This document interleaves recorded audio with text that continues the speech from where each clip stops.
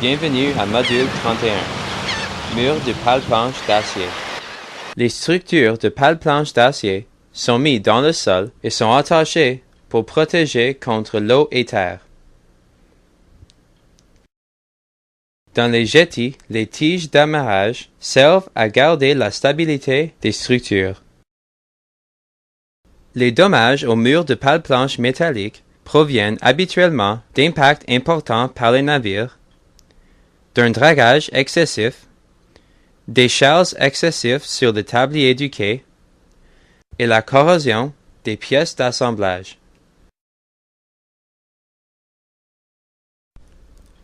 Le rideau de pale-planche métallique s'est cambré vers l'eau. Les pièces métalliques montrent des piqûrations et des trous causés par la rouille. Le fer-angle et le couronne d'acier sont également très corrodés. Les plaques métalliques sont très corrodées au niveau de la zone d'action des vagues. On peut apercevoir le matériau de remblai qui s'échappe par les cavités du rideau.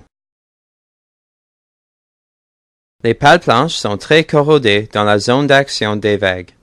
Le matériau de remblai s'échappe par les trous, provoquant un affaissement et des trous dans le tablier. Les barreaux de l'échelle sont très tordus ou sont disparus. Les dommages ont probablement été causés par des glaces. Le bloc de béton s'est affaissé et on peut apercevoir un effritement du béton. Les barres d'acier qui ressortent du béton posent un problème pour les câbles d'amarrage et pour la sécurité. Les composantes suivantes doivent être inspectées lors des inspections opérationnelles visuelles des structures de pale-planche métallique. Vérifiez la surface du tablier et l'alignement de la face de la structure.